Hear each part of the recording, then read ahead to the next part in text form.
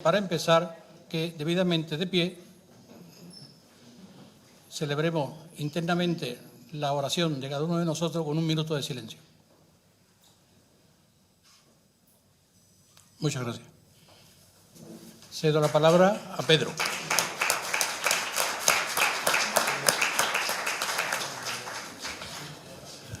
Muchas gracias, señor presidente. Señoras y señores asistentes, lo primero es agradecerles su asistencia esta tarde aquí, en este Salón Real del Real Círculo de Labradores de Sevilla. Agradecer también la presencia a los invitados a esta mesa redonda in memoriam de don Emilio Gómez Piñol. Y bueno, un poco mi papel es contarles cómo va a ser la secuencia de este acto, presentarles a las personas que me acompañan en la mesa y después, cuando toque, pues dirigir un poco el turno de intervenciones que pretendemos se produzcan al final. Iniciará la palabra don Juan Luis Rabé Prieto, que es historiador del arte, que durante muchos años coordinó el Gabinete Pedagógico de Bellas Artes de Sevilla, que es un incansable investigador, que ha publicado mucho y que tiene una íntima relación tanto con nuestra Asociación de Amigos del Museo, precisamente por vía de don Emilio, como no podía ser de otro modo, como habitual también en nuestras actividades, tanto en las visitas de los viajes de estudio como en las conferencias y en las propias visitas a monumentos. Sin ir más lejos, pues hace pocas fechas pues nos ha deleitado con la última de sus criaturas, que es el Museo de la Hospitalidad en Sevilla, que está en San Luis de los Franceses, otro de los edificios que él ha trabajado y sobre el que ha publicado bastante en su carrera investigadora. Don Juan Luis pues nos va a hablar sobre el perfil de don Emilio pues como académico, como gestor, como persona activa dentro de la cultura sevillana de don Emilio. A mi derecha tengo a don Andrés Luque Teruel y a don Jesús Palomero. Don Andrés Luque, saben ustedes, es catedrático del Departamento de Historia del Arte de la Universidad de Sevilla, además es director general de Relaciones Institucionales de nuestra universidad y alcaide del Alcázar de Sevilla. Él es también, pues, como parte del Departamento de Historia del Arte, parte activa, pues ha convivido largos años con don Emilio en el trabajo académico y nos hablará pues de su papel, digamos, en ese perfil, el perfil de gestión, el perfil académico en lo que es la facultad. Y finalmente, don Jesús Palomero, que también es catedrático de Historia del Arte, ya felizmente jubilado, aunque creo que él le gustaría seguir dando clases. De las clases se ha jubilado, de lo demás no. Es además un discípulo directo de don Emilio. Es la suya, si no la primera, de las primeras tesis que don Emilio dirigió cuando vino a Sevilla ya como catedrático de Historia del Arte Hispanoamericano. Y don Jesús, bueno, pues es autor de numerosísimos libros, es un experto en la historia del retablo sevillano, su tesis fue sobre el retablo sevillano del Renacimiento, un libro que está hoy pues prácticamente agotado en todas las librerías y que mucha gente está detrás de conseguirlo. Y él nos va a hablar pues del perfil de don Emilio como maestro que fue suyo en esa trayectoria. Yo no les quiero robar más tiempo, ellos hablarán durante unos 12-15 minutos cada uno y después, pues quien quiera de los asistentes, pues puede ir tomando nota de lo que quiera apuntar, pide el turno de palabra y después pues estableceremos ese pequeño turno de intervenciones. Yo no les entretengo más. Don Álvaro, el vicepresidente, se encargará de tomar nota de los turnos de intervención y seguidamente pues inicia la palabra don Juan Luis Rabé. Muchísimas gracias.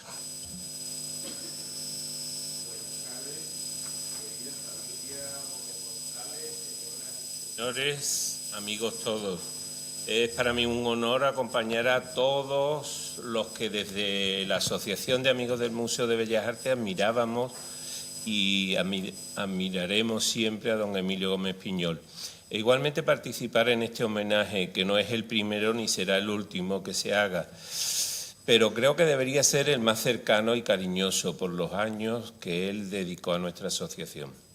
Don Emilio Gómez Piñol fue para mí, y en principio el profesor que atrajo a la Universidad de Sevilla desde Murcia a dos sobresalientes alumnos a los que les había dado clases de comunes en filosofía y letras en aquella ciudad huertana y acabarían siendo mis mejores amigos, compañeros, confidentes y unos importantes historiadores del arte en su tierra, Luis Guillermo y Antimo.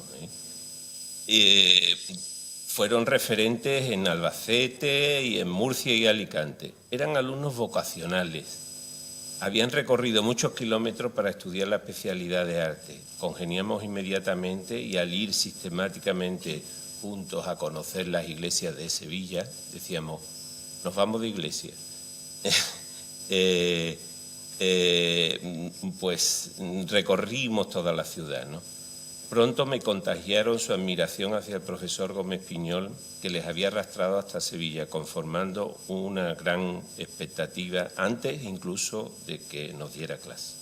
Precisamente uno de estos amigos, Antimo Mirabete, vino con ocasión de un concierto que organizó la asociación nuestra de amigos de los museos, cantando en un grupo musical que se llama Escola Cantorum y que interpretaron sus canciones en casi todo gregoriano, por cierto, en el Museo de Bellas Artes de Sevilla. Dirigido por Enrique González Semitiel, amigo y compañero del Colegio Mayor Belluga, don Emilio residió un tiempo en Murcia. Mi promoción y estos amigos, además de Jesús Palomero, Fuensanta García, María Luisa Cano, etcétera, tuvimos la fortuna de tenerlo como profesor de arte hispanoamericano recién llegado de Murcia y aprendimos con él no solo la asignatura, que también, sino una serie de actitudes y de métodos de análisis de las obras de arte que fueron determinantes para nuestras vocaciones y nuestras propias vidas.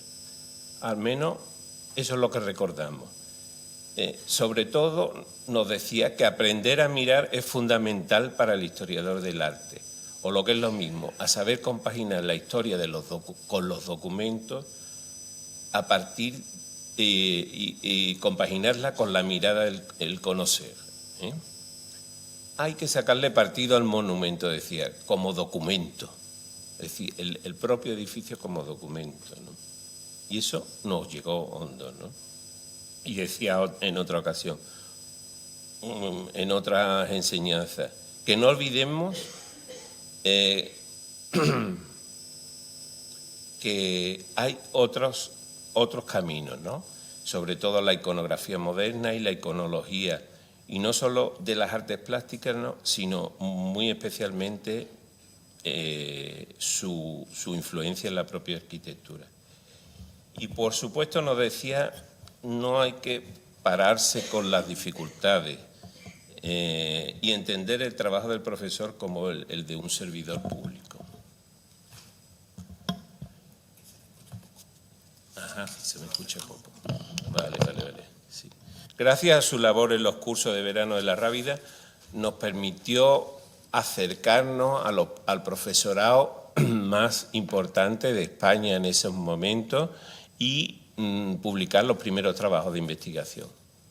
En los años 90, con un paréntesis bastante grande porque trabajamos en otros ámbitos, poco después de abandonar mi trabajo de la enseñanza secundaria, pasé a la Delegación de Cultura y allí don Emilio acudía periódicamente para revisar el inventario de los bienes de interés cultural de la Iglesia junto a mi compañero Jesús Cuevas, conforme se iban entregando los trabajos realizados por los respectivos profesores.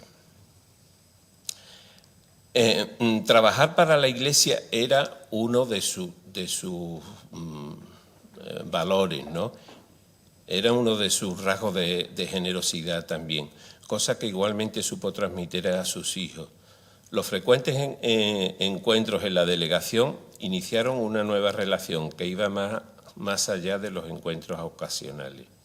Así también, en el año 2002, mi compañero Pedro Respaldiza pudo contar con él para el catálogo de la exposición de San Isidoro del Campo, donde hizo un artículo precioso y marcó un hito en la metodología de las atribuciones en la escultura y en la retablística. A finales de los 90 nos pidieron a ambos que participáramos junto a otros profesionales, arquitectos, arqueólogos, en la Comisión de Patrimonio del Arzobispado, asesorando a don José Luis Peinado, entonces delegado de Patrimonio. Así pude conocerlo en otra faceta de su persona, la siempre prudente opinión sobre temas no precisamente agradables, sobre los problemas de conservación y del conocimiento del patrimonio de la archidiócesis. Conocí así también otra cara de la misma persona. Ahora se presentaba como Emilio, el amigo de sus amigos, el hombre campechano, familiar, con el gracejo andaluz de pura cepa, como un conversador imparable y con retranca, pero con la inteligencia, el respeto y la cultura que respiraba siempre por los cuatro costados, con una honestidad y sinceridad directa y clara todos los días. Cuando el padre Peinado fue sustituido por don Fernando García Gutiérrez, descubrí pronto también la complicidad que existía entre ambos, fruto de la convivencia en la universidad y en la academia. Eran personalidades diferentes pero complementarias. Junto a ellos no solo había cultura, patrimonio, sino vida y sobre todo humanidad, que era lo importante. Las siguientes décadas que hemos coincidido en la misma comisión, él siempre procuró ayudar al padre Fernando en todo lo que podía y yo le seguí, junto a Ramón Corzo y el resto de los profesionales.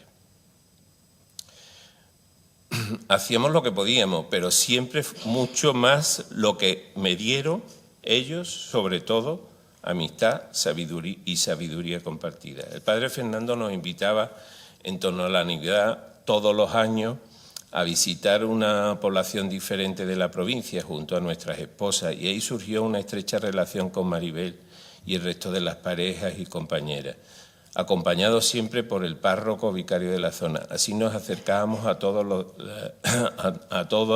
la problemática diferente de cada una de las localidades. Luego, para los problemas urgentes, nos desplazábamos siempre en mi coche, don Fernando, Emilio y yo, y para poder atender prontamente las necesidades de una parroquia, de un convento o cualquier problema de un joven sacerdote que se encontraba solo en la Sierra Norte, por ejemplo. Por otra parte, el padre Fernando nos hacía el honor a Emilio y a mí de acompañarlo a las reuniones que cada año se hacían por parte de la Comisión Episcopal para las delegaciones diocesanas de patrimonio, lo que significaba viajar a diferentes diócesis de la península, haciendo unos largos viajes juntos donde cada vez éramos más confidentes y más amigos, ¿no? Allí teníamos desde luego jornadas de reflexión y de formación junto a otras delegaciones. Pero las largas charlas en los viajes en AVE darían para escribir varios anecdotarios. Una vez, a la vuelta de Gerona, 3 o 4 horas sin parar de hablar, una señora sentada detrás de nosotros nos dijo: menos mal que habéis hablado bien de mi suegro, porque habíamos estado rajando todo el tiempo, ¿no? No mal, pero sí hablando de mucha gente, ¿no? Y con anécdotas siempre, ¿no? Porque siempre sonriendo, ¿no? Muchas veces los sabios son celosos de sus conocimientos, sin embargo no fue así el caso de don Emilio. Tanto sus conferencias como los cursos para extranjeros de la Universidad de Sevilla, los cursos de verano en la Rábida, permiten mostrarnos a un profesor que también sabe difundir el patrimonio para otros públicos mediante charlas y visitas, y ahí coincidíamos. Probablemente la muestra más clara de su dedicación a la difusión del patrimonio fue su actividad con la Asociación de los Amigos del Museo. Durante muchos años estuvo detrás de la organización y de la impartición de estas visitas. Yo creo que me estoy pasando, ¿no?, de tiempo. 2 minutos. Bueno, aunque yo me había acercado a la asociación casi desde sus comienzos, Enrique Pareja me propuso dar un curso a las compañeras de la asociación y precisamente fue don Emilio quien me acercó a los amigos del museo para hablar de San Luis en algunas ocasiones, en este salón precisamente, y más tarde me pidió en varias ocasiones que hiciéramos alguna visita a La Limón. Ese es el mayor honor que he tenido. Muchas gracias.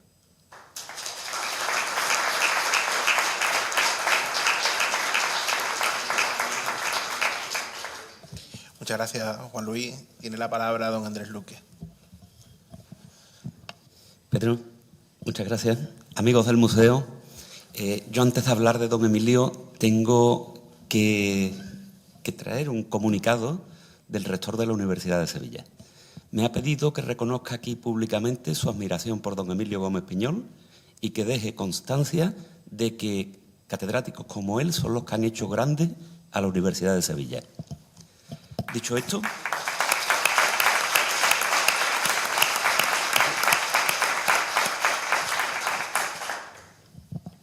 ahora seré yo, su alumno, quien va a hablar de don Emilio.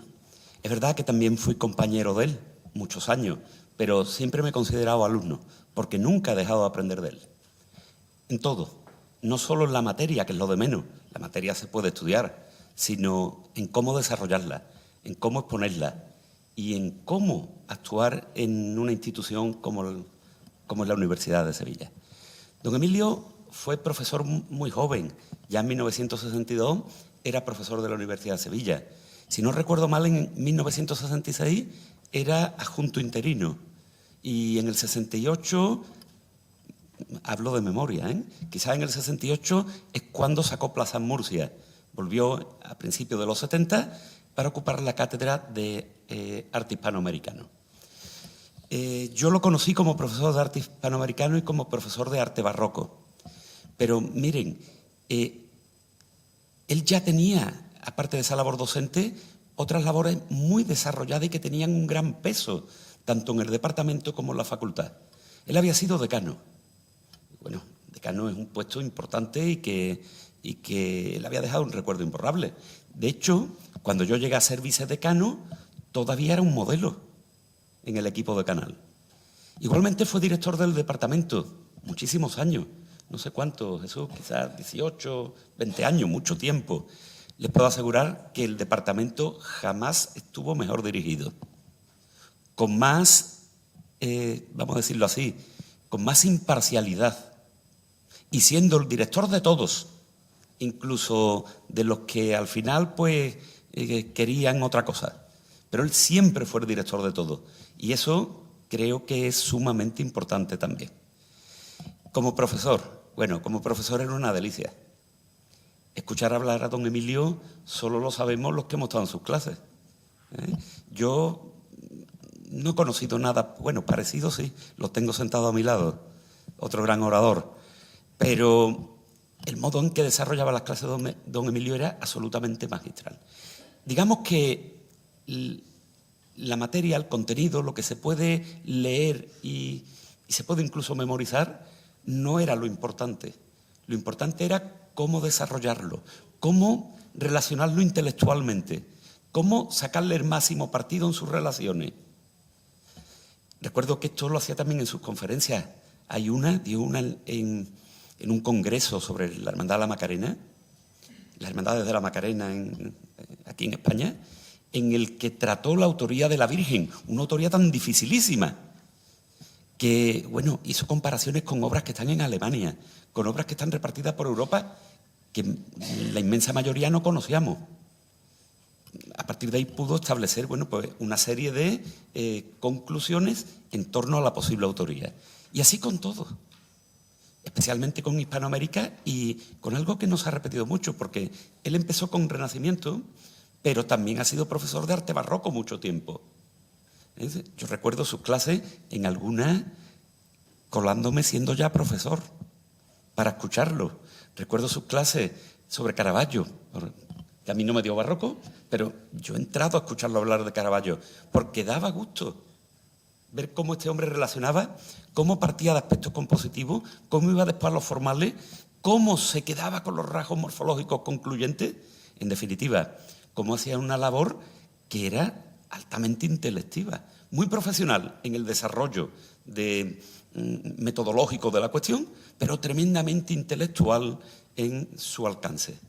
En definitiva, don Emilio ha sido un modelo absolutamente para todos los docentes. Ha sido un referente y un auténtico placer escucharlo siempre. Yo me quería centrar también un poquito en lo personal, puesto que he tenido mucho trato con don Emilio. muchísimo. Recuerdo una anécdota cuando empezábamos. Creo que este tipo de situaciones ayudan también mucho a entender quiénes son las personas. Yo me había examinado con él un primer parcial de arte hispanoamericano con 18 imágenes en pantalla. Aquello era complicado. Bueno, había salido muy bien. Yo había sacado una nota la más alta de la clase en aquel momento, con lo cual tenía que estar tranquilo. Hago el segundo examen, está por salir la nota y los exámenes los hacíamos un poquito antes de acabar las clases, porque eran parciales. Después había un final para quien no hubiese aprobado los 2 parciales. Eso era así con todos los profesores. Bueno, pues un poquito antes de acabar las clases y antes de empezar una clase me dice: ¿puede usted pasar a verme cuando acabemos? Claro, yo he sacado una nota muy buena, pero me está diciendo el profesor que tiene que evaluar el segundo examen, que yo creía que lo había hecho bien, que me pase por su despacho. No se pueden ustedes imaginar la hora de clase. ¿Qué me va a decir este hombre? ¿Qué me va a preguntar? ¿Qué habré hecho mal en el examen? Bueno, pues entro en el despacho, me felicita por el examen, no me da la nota y tiene montado un proyector con una pantalla. Y me dice: necesito que me identifique usted esta diapositiva y me diga de cuándo es. Bueno, imagínense en 30 segundos lo que tardó en enfocar. Y yo decía: pero si no me la voy a saber seguro. ¿Cómo me lo voy a saber? Si este hombre se conoce todo el arte hispanoamericano y yo solo conozco el que he estudiado los libros. Es que él ha ido, él ha hecho fotos, él lo domina de arriba abajo. Bueno, pues cuando enfoca, lo que aparece es mi padre brindando un toro en la Real Maestranza Caballería de Sevilla. Evidentemente sabía quién era y no me acordaba el día exacto, sabía qué día de feria de abril había sido, pero el número no, el día no, él sí se lo sabía, claro. Bueno, pues nada, yo súper contento, aquello fue un detallazo, me voy y cuando acabamos el curso y la asignatura, con la nota final tengo un sobre con las diapositivas, que las había hecho él en la Plaza Toro, eran suyas y tenía el gusto de que las conservara yo. Bueno, las conservo en un sobre con el nombre de don Emilio. A partir de ahí, imagínense, yo entro como profesor y me encuentro bueno, pues a una persona que es decisiva en mi carrera académica. Yo me he cruzado con varias personas muy importantes, indudablemente para mí, en la universidad, que no tengo empeño, o sea, no tengo ningún problema en enumerar. Teodoro Falcón, fundamental en mi vida. Adolfo González, también amigo. Javier Navarro Luna y Miguel Ángel Castro, rector actual. Carmen Vargas también, vicerrectora. Bueno, pues de todos ellos, el que ha estado más tiempo o el que yo he tenido más apoyo en el tiempo ha sido don Emilio, por cuestiones cronológicas y porque ha estado en todos los momentos importantes para mí. Estuvo en mi tesis doctoral, fue el presidente. Estuvo en mi titularidad, fue el presidente también. Y no estuvo en mi cátedra porque por razones de edad eso ya no es posible. Evidentemente, los catedráticos se van jubilando para que podamos acceder a otros. Luego, en todo ese tiempo, el trato, insisto, ha sido prácticamente de un amigo y miren lo que voy a decir, que ha sido un padre, porque siempre intentaba protegernos, ayudarnos y proteger. Igualmente, con él llegué a los amigos del museo. Yo he tenido muchas tardes con ustedes, tardes que para mí han sido un auténtico placer. Hemos salido a visitas, hemos ido a iglesias, a conventos, hemos hablado aquí de muchos temas, siempre a propuesta de don Emilio. Luego entenderán ustedes que yo no puedo ser imparcial hoy en nada de lo que se exponga aquí. Hoy no se trata solo de honrar la memoria de un gran profesor y de un amigo, se trata de mucho más. Se trata de ver pasar una relación de muchos años y de reconocer que, bueno, que esos lazos de amistad perdurarán siempre.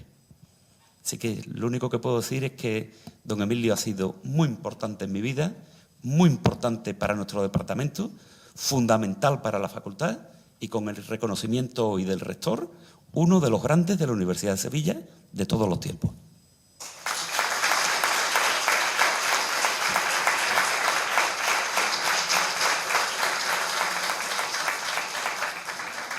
Muchísimas gracias, Andrés, que ha estado cumbre. Cierra el turno de intervenciones don Jesús Palomero Páramo. Muchas gracias.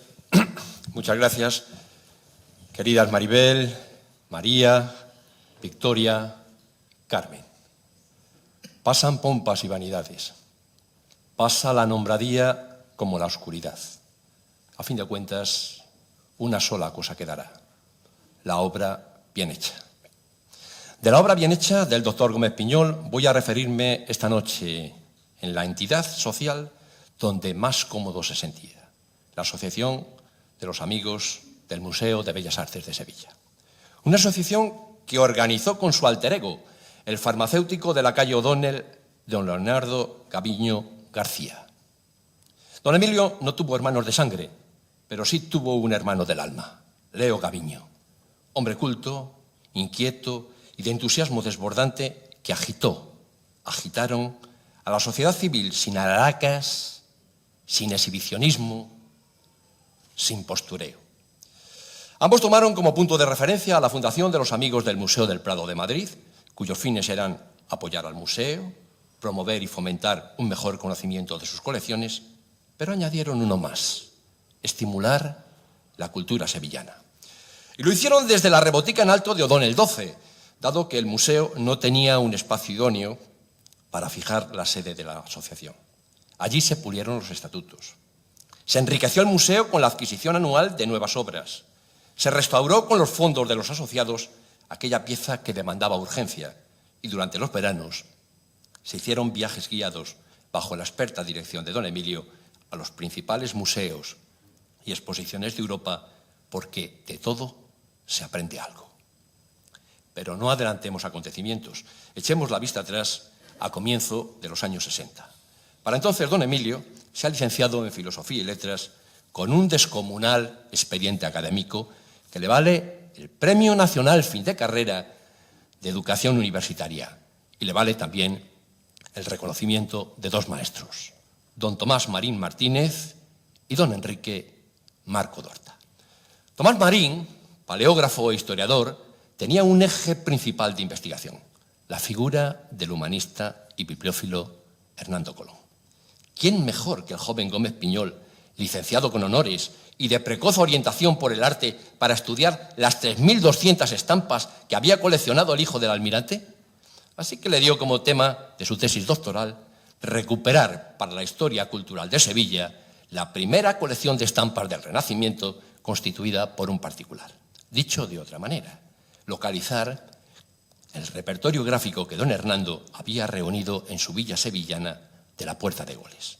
Tengan en cuenta que a la muerte de don Hernando la colección de estampas se había dispersado, pero se conservaba en la Colombina el precioso inventario redactado por don Hernando, que las cataloga una a una con las medidas, el tema y el nombre del grabador, menudeando entre sus asientos Durero, Schongauer, Cranach, Lucas de Leyden, pero también grandes nombres sonoros italianos como Antonio del Pollaiuolo, Raimondi y los discípulos de Rafael.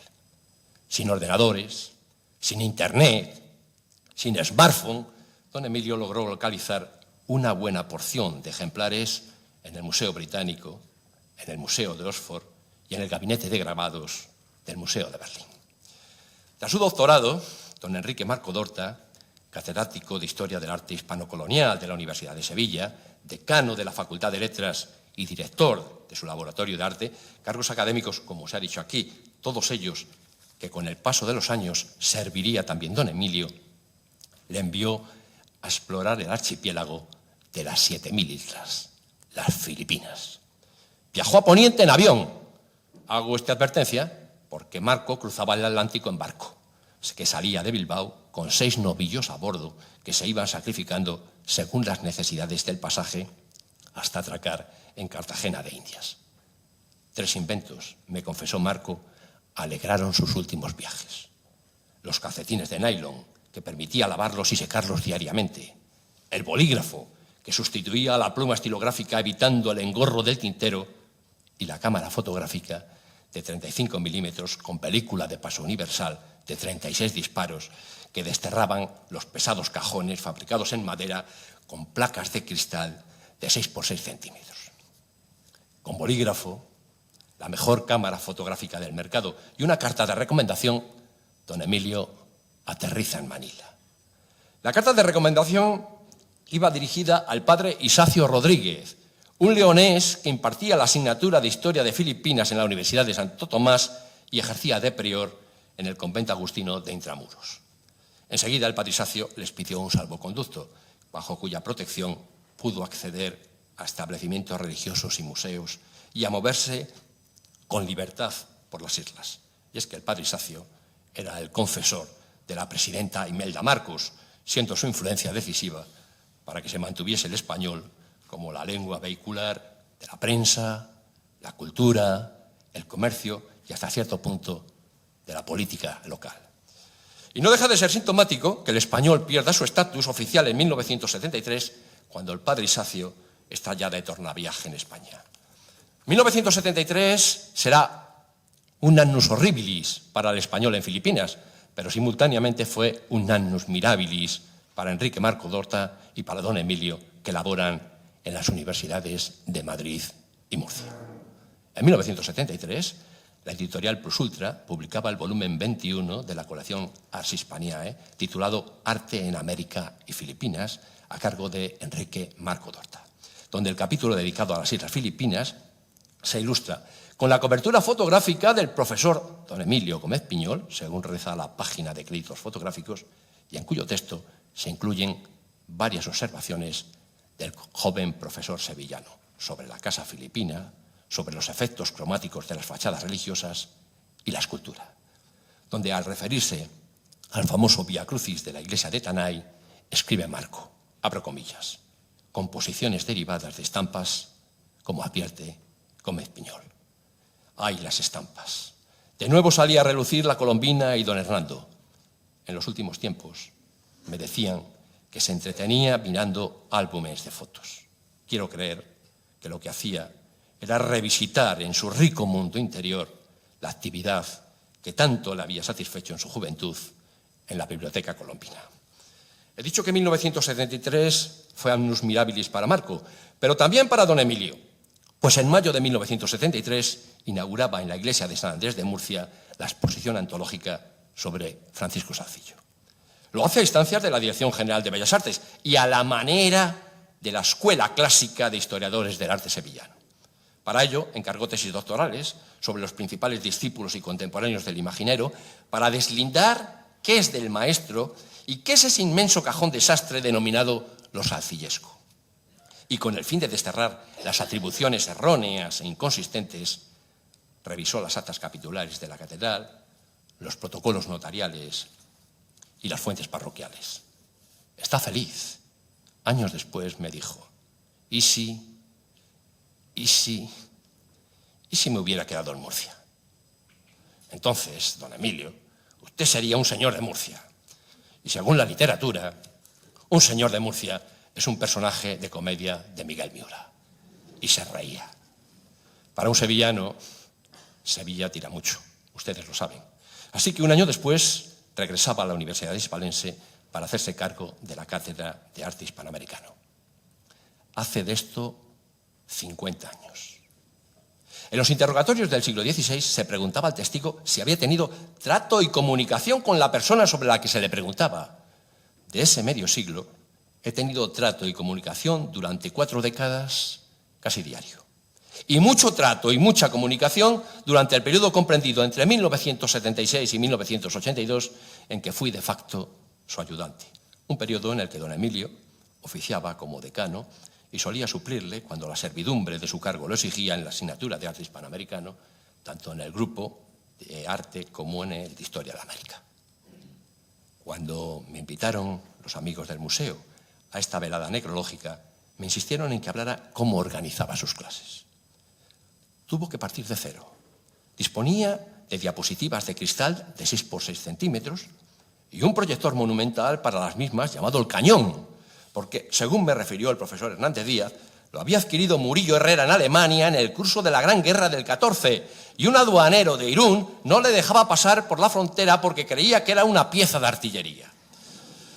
Había que meter la diapositiva de cristal una a una, con la clase a oscuras y el consiguiente peligro a caerse y hacerse añicos. Cañón solo había uno, por lo que los alumnos de América tenían que desplazarse. Y además, las imágenes eran en blanco y negro, y el arte hispanoamericano es color. Así que se empezó a reproducir imágenes de libros. Las corporaciones mexicanas Banamex y Comermex editaban en Navidades un libro de regalo que era de arte y con magníficas reproducciones. Las embajadas enviaron multitud de folletos turísticos con imágenes. Y así se fue tirando hasta que don Emilio viajó a los virreinatos trayendo un extraordinario caudal de imágenes. Todo aquel material se concentró en un armario archivador para diapositivas que comenzó siendo una cámara de las maravillas y terminó convirtiéndose en un relicario por mor de la fotografía digital. Allí estaba toda la grandeza del arte hispanoamericano, desde el Río Grande a la Tierra de Fuego. Cada clase, bueno, les tengo que decir cómo era aquel armario. Uno se sentaba, como estábamos nosotros, se abrían dos puertas correderas y se iluminaba automáticamente una luz interior que tenía. Y había una serie de guías metálicas con unas pestañas en las cuales se podían colocar 40 diapositivas, la clase completa. 100 clases había allí en las que podíamos observar todo el arte hispanoamericano, como ahora les voy a indicar. Cada clase comenzaba con una referencia a la geografía. Volcanes como el Popo mexicano, el Pichincha ecuatoriano o el Misti arequipeño. Lagos como el Titicaca, para explicar los pueblos ribereños bolivianos de la meseta del Collado con sus iglesias jesuitas. En fin, el gran río Magdalena, por cuya ruta fluvial iban las esculturas sevillanas a Colombia. Allí compartían espacio y programa académico los grandes conventos del Valle de México, las catedrales, las plazas mayores de Lima y el Cusco, los azulejos poblanos y los retablos de madera dorada realizados por su admirado Jerónimo Balbás, a quien dedicaría su discurso de ingreso en la Academia de Bellas Artes de Sevilla. Todo ello le servía de apoyatura a la palabra, porque de nada servían las imágenes si no se respaldaban con la palabra. Tenía una mente prodigiosa que dejaba fascinado al alumno al mostrarle el arte mediante un sistema de silogismos con dos proposiciones como premisa y otra como conclusión. Pero la novedad suya es que las remataba con 2 o 3 sinónimos que aclaraban el concepto y enseñaban vocabulario al alumno. Prueben a hacerlo y experimentarán la dificultad de la sencillez. Dicho esto, ¿qué es lo que no era don Emilio? No fue una persona tóxica, ni un chismoso, no insultaba a nadie, no levantaba la voz. Eso no quiere decir que no defendiera los intereses colectivos del Departamento de Arte. Pasado el 92, el edificio de la fábrica de tabacos había colapsado por el número de alumnos. Alguien tenía que abandonarlo. El rector pensó que la Cartuja era un buen lugar para la Facultad de Letras. Proverbial fue su intervención en el claustro, donde su oratoria y dotes persuasivas convencieron a los claustrales que la Facultad de Letras debía de estar junto a sus centros de investigación, el Archivo de Indias, la Catedral y la Colombina. Y gracias a él, la facultad no está ni en la Cartuja ni en Viapol. He dicho lo que no fue. Entonces, ¿qué fue? Un ejemplo universitario. Hombre de palabra, de principios, de valores, leal, agradecido con sus maestros y respetuoso con sus alumnos. Y de exquisitas maneras. Fue un señor de Sevilla. Voy a despedirle como se hace con la desaparición de un ser querido. Como Jorge Manrique despide a su padre don Rodrigo. No se os haga tan amarga la batalla temerosa que esperáis, pues otra vida más larga de la fama tan gloriosa acá dejáis. Y aunque esta vida de honor tampoco es eternal ni verdadera, mas con todo es muy mejor que la otra temporal, perecedera. Nunca te olvidaremos. Descansa en paz.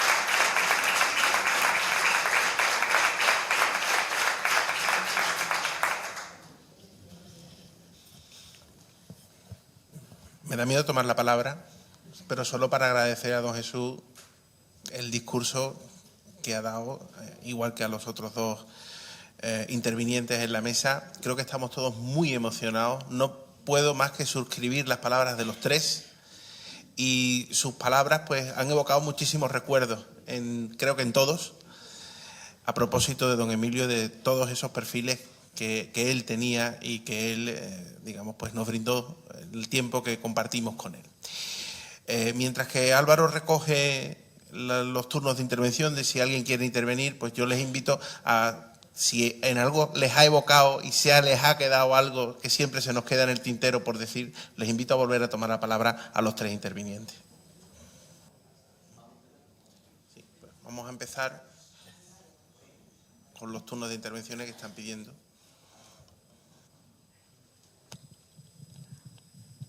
Me permito ser el primero en referirme a él, ya que muy probablemente fuera yo el primero que le conociera de todos los que estamos aquí, ya que fuimos compañeros en el Colegio de los Padres Escolapios de Sevilla, en Ponce de León, donde yo ya me acostumbré a ver a Emilio en los cuadros de honor del colegio, que se ponían allí en la pared.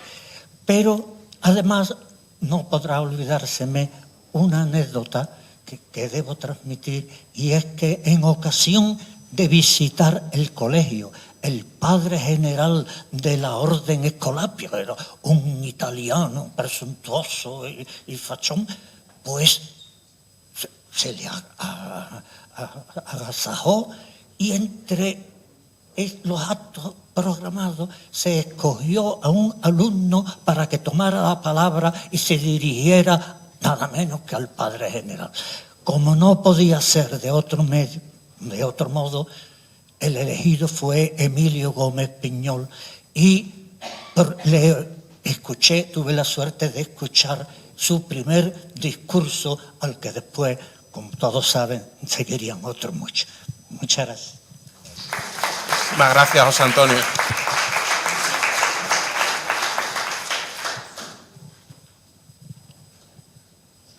Bueno, en primer lugar, pues agradecer, diríamos, todo lo que aprendí que don Emilio, que aunque, bueno, fui alumno de él en quinto de carrera, en la asignatura de arte panamericano, pero también después tuve muy buena relación a partir de que en algunas comisiones de patrimonio pues quería contar siempre con él, y siempre me dijo que sí. La última, recuerdo, la comisión para la modificación de su hermandad, de la Hermandad del Cachorro, que intervenimos en la modificación y en la creación por parte de José María Leal, el escultor, pues se creó una comisión, y entonces pues bueno, me llamaron para que estuviera, y yo indiscutiblemente a nivel de escultura tenía que contar con él, como era imprescindible. Y después teníamos unas reuniones en casa, que es donde hacíamos las comisiones del paso y tal, y siempre, bueno, pues siempre aprendiendo mucho. Y me acuerdo también de la atribución a la Virgen de la Esperanza Macarena, ¿no?, que tuvimos unas fotos y unas comparaciones con imágenes de Alemania y de hispanoamericanos, y bueno, fue verdaderamente un acierto, porque desde luego yo creo que la autoría dio con la clave de la Esperanza Macarena. Lo que pasa es que no se ha publicado ni se ha difundido como tenía que haberse difundido, pero que verdaderamente como experto a nivel de morfología y de estilo de imágenes era un sabio totalmente.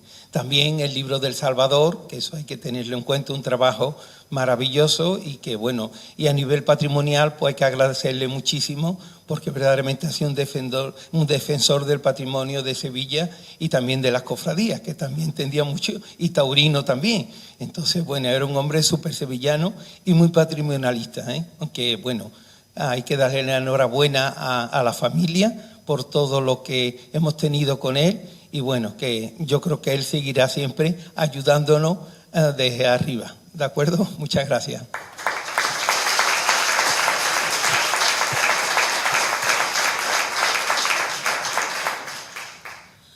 Hola, buenas tardes.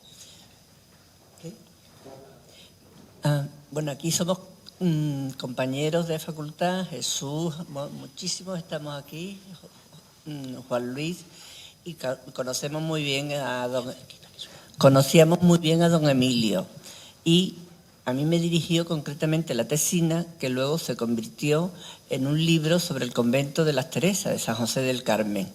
Era la época en que no había ordenadores y yo era el recorta y pega y luego lo pasaba con un bolígrafo y se lo llevaba escrito, pero vamos, sin ordenadores ni nada de nada. Y iba yo muy ilusionada con mis páginas escritas, porque al principio la tesina era sobre la iglesia, pero posteriormente, como el archivo del convento de las Teresas estaba prácticamente virgen, pues decidió don Emilio que se estudiara el convento entero. Total, que voy yo muy ilusionada con mis páginas escritas, con nada, con su La Inmaculada Magnífica que yo atribuía a Mesa, una serie de cosas, y llego, digo, mire don Emilio, el texto, se lo leía, y me llama, señorita, igual que le llamó al despacho, ven a mi despacho, señorita, y digo, estará mal todo, ¿no? Vamos a ver, yo era mi primera investigación en la vida, tenía 20 y tantos años, y digo, uy, qué horror, y de pronto dice, está muy bien, pero tiene usted que vibrar ante la obra de arte. Digo, ay, madre mía, ¿eso qué es? Entonces me fui para mi casa, medio llorando, digo, ¿esto qué hago? Y digo, bueno, empezar a poner magnífica, bellísima, estupendísima, no, estupendísima no, eso es muy sevillano. Bueno, muchos adjetivos así muy rebuscados y parece que eso le gustó. Don Emilio, mi querido don Emilio, que siempre me llamaba señorita, incluso hasta hace poquísimo tiempo. Señorita, digo, Emilio, por favor, que llevamos 50 años conociendo casi. Bueno, venga, gracias.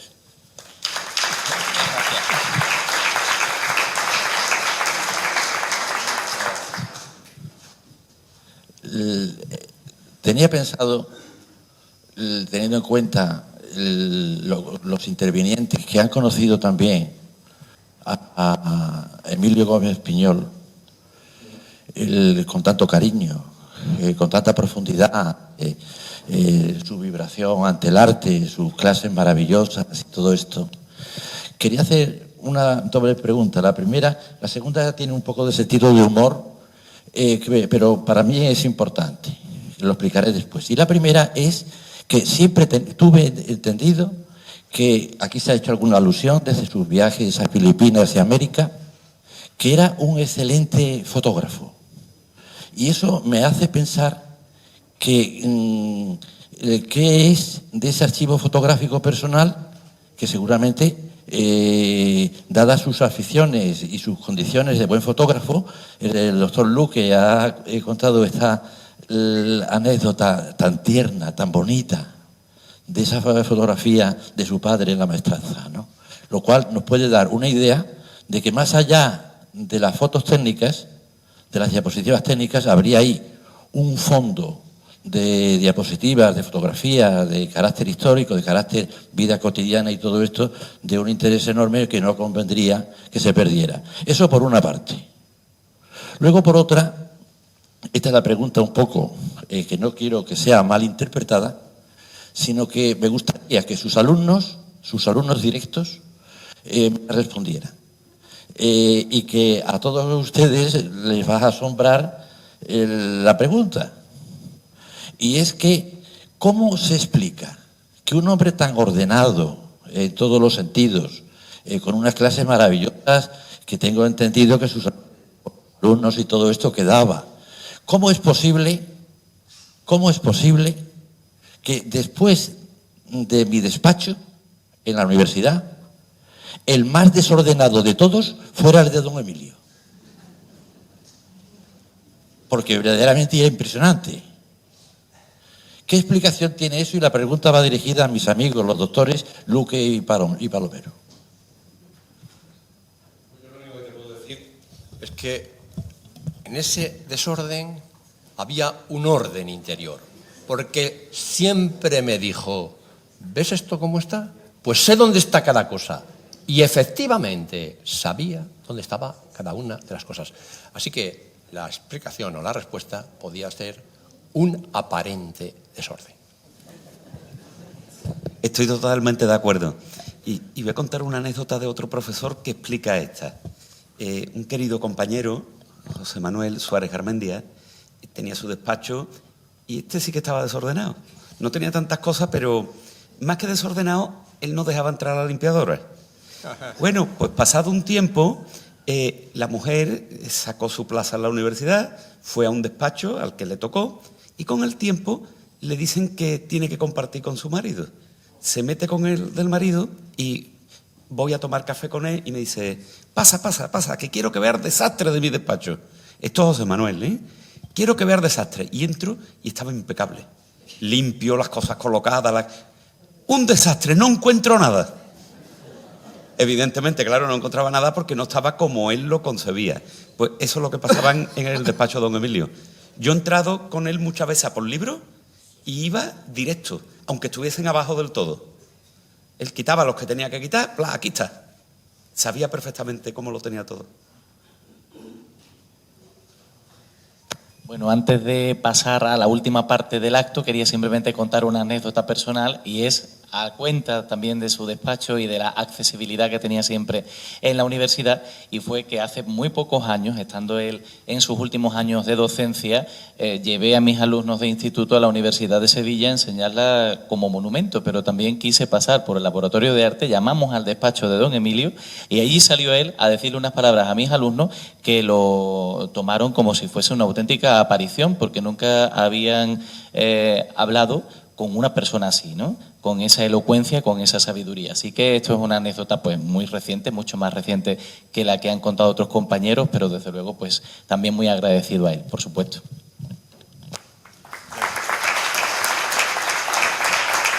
Luis.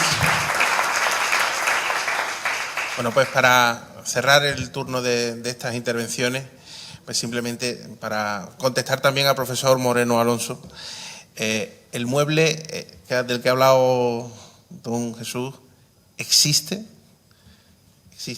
y las imágenes fotográficas se conservan gracias a nuestros servicios generales de investigación, forman parte de la fototeca del Laboratorio de Arte, de manera que ese legado fotográfico con el de otros maestros del laboratorio, Murillo Herrera, Marco Dorta, propio don Emilio, etcétera, pues afortunadamente quedan para la eternidad digitalizados, bien conocidos y a disposición de todo el mundo, porque son accesibles a través de Internet. Y a propósito de lo que decían del despacho de don Emilio, por cerrar y como cosa que creo que en el departamento no lo hemos pretendido nunca así, pero todos los profesores que se han ido marchando, pues han dejado sus despachos y otros profesores, pues hemos ido ocupando esos espacios sucesivamente, ¿no? Y todo el mundo sabe cuál era el despacho de don Emilio, que ningún profesor va a ocupar nunca más, porque se ha dedicado a una sala de juntas, una especie de sala de grados pequeñita del departamento, donde los estudiantes hacen sus ejercicios de fin de grado. También se hacen las lecturas de los fin de máster y hay reuniones operativas del profesorado del departamento, pero el despacho de don Emilio va a ser siempre el despacho de don Emilio porque ningún profesor más va a tener ese espacio para su trabajo, de manera que permanentemente ese será eso, el despacho de don Emilio.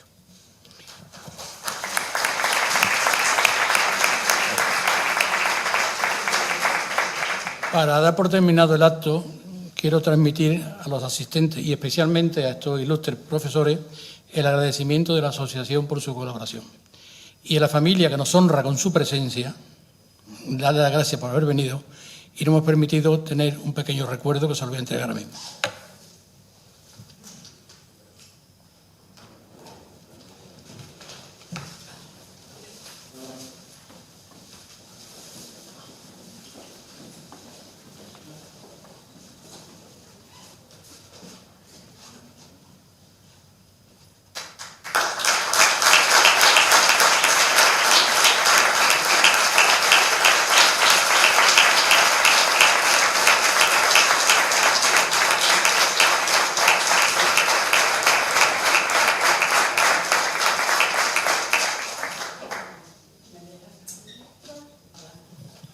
Que me vaya a permitir que por primera vez en mi vida hable en público.